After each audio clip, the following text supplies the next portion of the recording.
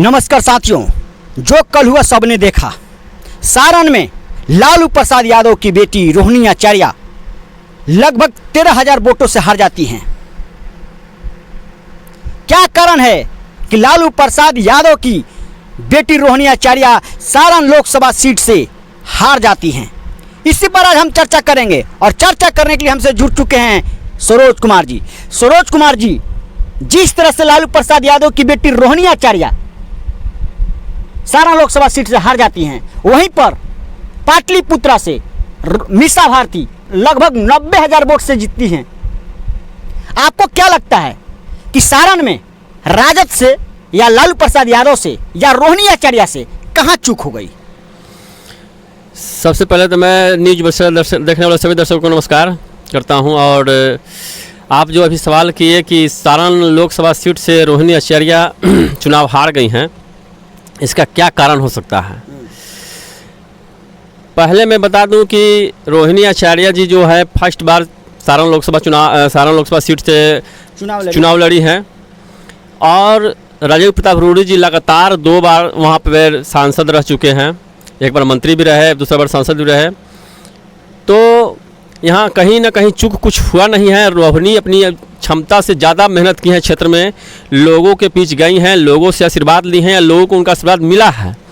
ये 10,000 और 12,000 13,000 से कोई हार नहीं कहा जाएगा। पहली बार के चुनाव में से हार होती है। इसमें कहाँ चूक हुआ है, इस पर अब आरजेडी को, वहाँ के सभी कार्यकर्ताओं को इस पर मंथन करना चाहिए कि इतना कम मार्जिन से रोहिणी आचार्य जी चुनाव हार जाती हैं।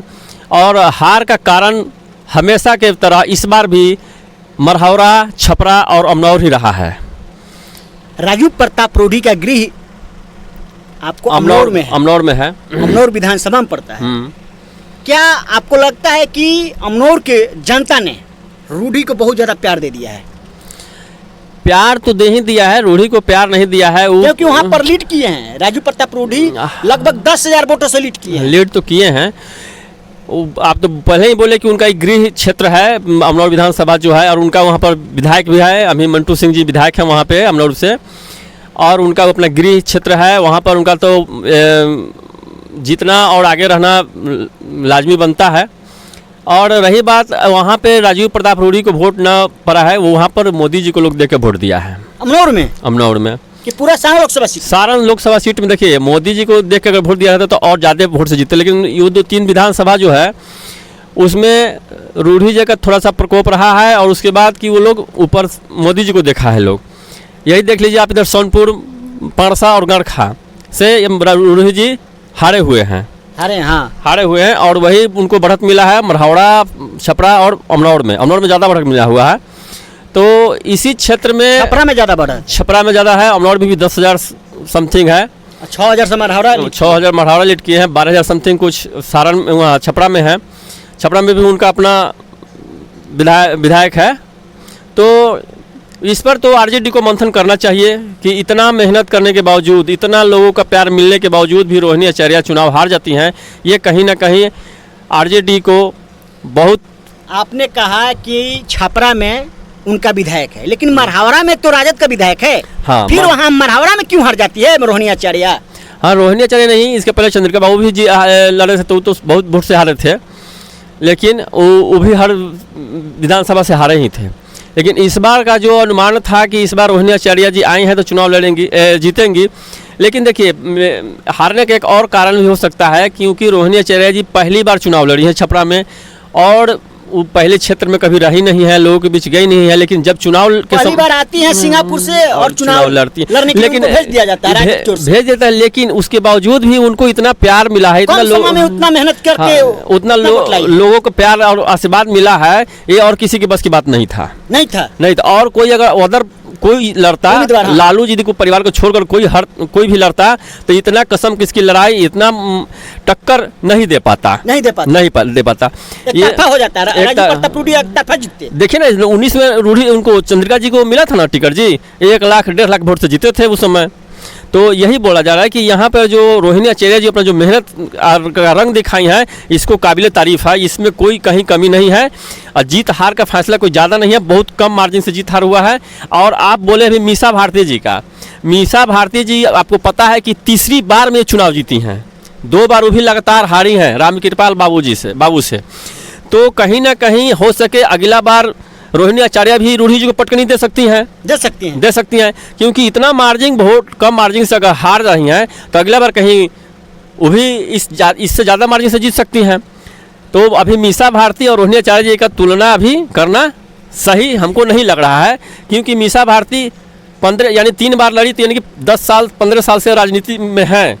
और ये अभी पहली बार फर्स्ट ऑफ ऑल आकर रूढ़ी जी को इतना मजबूती से टक्कर देकर और चुनाव में कसम बना के रखना और उनको पानी पिला देना, यह बहुत अपने आप में बहुत बड़ी बात है। यानी रोहिणी आचार्य पानी पिला दी थी राजू प्रताप रूढ़ी को? तो पिला ही ना दी थी जी, इतना मैंने हर कोई अनुमान लगा के बैठा था कि 15 से 20 हज़ार 10 हज़ार से ही लोग कोई जीतेगा। तो यानी कि रूढ़ी जी निर्दलीय जो हैं लक्ष्मण प्रसाद यादव जी हैं जो निर्दलीय हैं, और उन्होंने वोट लगभग 22,000 वोट काट लिए हैं। एक वोट लक्ष्मण प्रसाद यादव किनका वोट काटे? रोहिणी आचार्य का वोट काटे, और हारी है कितना से?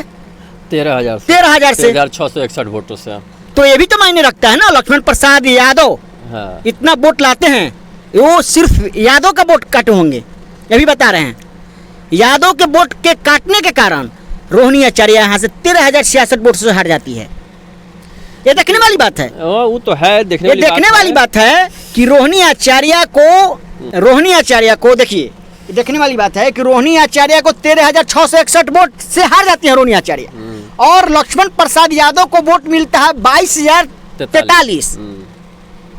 तो लगभग ये जो राजद कहीं वोट काटे ना लक्ष्मण प्रसाद यादव। हाँ, कहीं और एक और हम बात बता रहे हैं, एक और है आपको शेख नौशाद, जो मुस्लिमों का वोट काट कर आपको 16,000 लगभग 16,103 वोट ये भी काट लिए हैं। तो ये भी तो रोहिणी आचार्य कहीं वोट काटे, यही और बात है। हम बता रहे हैं एक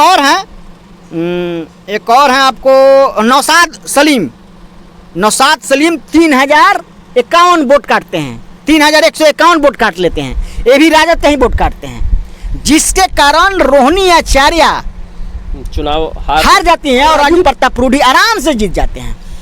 इसको आराम से जीत नहीं कहेंगे, इसका आपको पता होना चाहिए कि इसका काउंटिंग बहुत शाम तक चला था, और हर समय शुरू में तो रोहिणी आचार्य ही आगे चल रही थी, फिर आगे पीछे चल रहा था इसे, और ज़्यादा का मार्जिन नहीं था, 1,000 2,000 1,500 का मार्जिन चला था। लास्ट में जाकर ये 12,000 से आगे 10,000। प्रसाद यादव ही तो फैक्टर है हराने में, तो देखिए तो फैक्टर रहा, लक्ष्मण प्रसाद यादव भी फैक्टर रहे रोहिणी आचार्य को हराने में। अब जो 22,000 लोग जो वोट लक्ष्मण प्रसाद यादव को जो दिए हैं, वो किस मकसद से किस हिसाब से दिए हैं, तो देने वाला लोग जान रहा है कि इनका कोई अस्तित्व नहीं था, इनका कोई जगह नहीं था सारण के लोकसभा में, फिर भी उनको 22,000 लोग वोट दे दिया। किस हिसाब से ये है अब तो वहाँ के जनता ही बता। लालू प्रसाद यादव उनसे बात नहीं किए, अब करते तो कुछ और रिजल्ट होता ना, करते तो अब देखिए अब किस से बात किया जाएगा। 12 को प्रत्याशी खड़ा है।